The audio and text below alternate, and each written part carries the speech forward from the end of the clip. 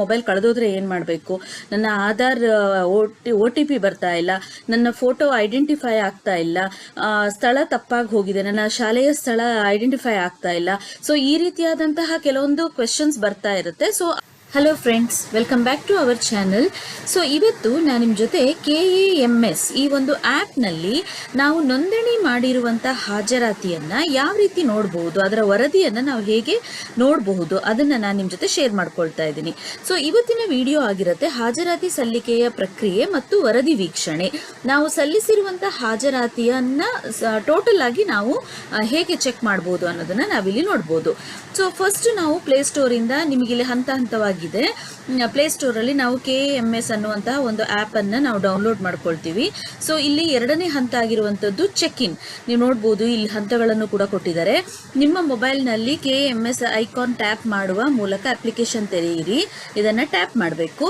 Next ಹಾಜರಾತಿಯನ್ನು ಗುರುತಿಸಲು check in button ಮೇಲೆ click ಮಾಡಿ. ಈ ಚೆಕ್ ಇನ್ ಅಂತ ಏನಿದೆ, ನಾವು ಲಾಗಿನ್ ಆದ ತಕ್ಷಣ ನಮಗಿದು ಈ ಒಂದು ಇಂಟರ್ಫೇಸ್ ಓಪನ್ ಆಗುತ್ತೆ. ಈ ಎರಡನೇದು. ಸೊ ಅಲ್ಲಿ ನಾವು ಚೆಕ್ ಇನ್ ಅನ್ನುವಂತಹ ಒಂದು ಬಟನ್ ಮೇಲೆ ಕ್ಲಿಕ್ ಮಾಡಬೇಕು.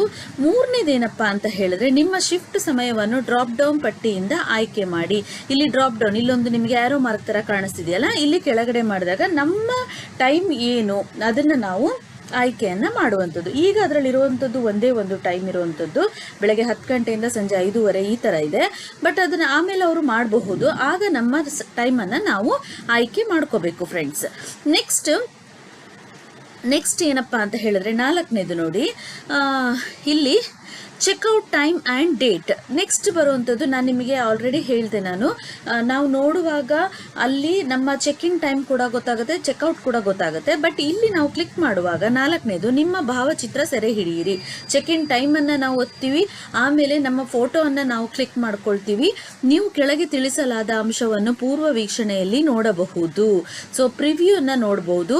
ಸೆರೆ ಹಿಡಿಯಲಾದ ಚಿತ್ರ, ಚೆಕ್ಔಟ್ ಸಮಯ ಮತ್ತು ದಿನಾಂಕ, ಅಕ್ಷಾಂಶ ಮತ್ತು ರೇಖಾಂಶ, ಲ್ಯಾಟಿಟ್ಯೂಡ್, ಲಾಂಗಿಟ್ಯೂಡ್ ಇದೆಲ್ಲದನ್ನು ಕೂಡ ನಾವು ನೋಡಬಹುದು. ಇಲ್ಲಿ ಫುಲ್ ನಮ್ಮ ಡೀಟೇಲ್ ಕೂಡ ಇಲ್ಲಿ ಬರುವಂಥದ್ದು. ಇದು 4ನೇದು.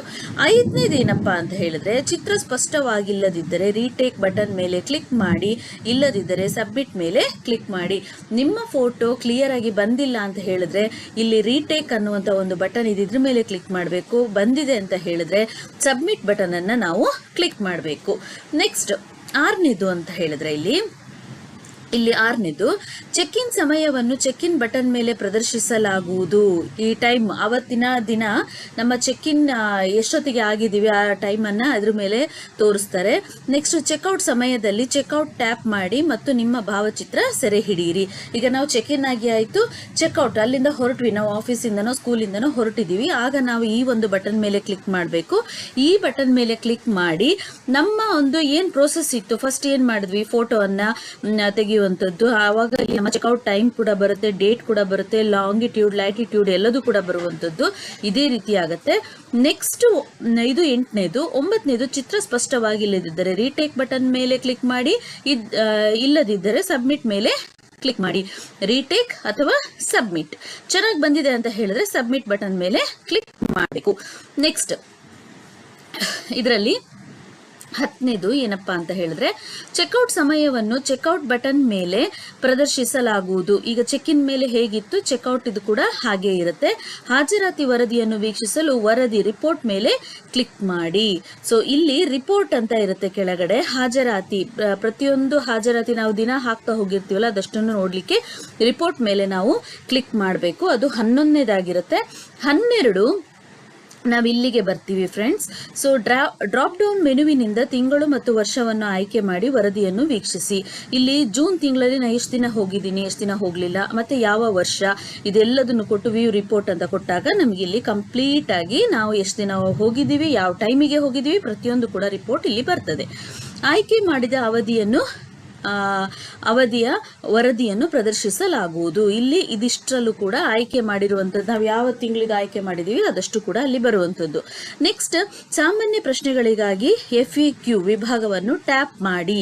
ಇಲ್ಲಿ ಇದು 14ನೇದು. ಇನ್ನು ಸಾಮಾನ್ಯವಾಗಿ ಕೆಲವೊಂದು ಪ್ರಶ್ನೆಗಳಿರುತ್ತೆ. ಸೊ ಅದಕ್ಕೋಸ್ಕರ ನಾವಿಲ್ಲಿ FAQ ಅಂತ ಇಲ್ಲಿ ಕೊಟ್ಟಿದ್ದಾರಲ್ವಾ, ರಿಪೋರ್ಟ್ ಪಕ್ಕ ಇದೆಯಲ್ವಾ, ಸೊ ನಾವು ಅದನ್ನು ಕ್ಲಿಕ್ ಮಾಡಬೇಕು. ಈಗ ಫಾರ್ ಎಕ್ಸಾಂಪಲ್ ನಮ್ಮ ಮೊಬೈಲ್ ಕಳೆದೋದ್ರೆ ಏನು ಮಾಡಬೇಕು, ನನ್ನ ಆಧಾರ್ ಒ ಟಿ ಪಿ ಬರ್ತಾ ಇಲ್ಲ, ನನ್ನ ಫೋಟೋ ಐಡೆಂಟಿಫೈ ಆಗ್ತಾ ಇಲ್ಲ, ಸ್ಥಳ ತಪ್ಪಾಗಿ ಹೋಗಿದೆ, ನನ್ನ ಶಾಲೆಯ ಸ್ಥಳ ಐಡೆಂಟಿಫೈ ಆಗ್ತಾ ಇಲ್ಲ.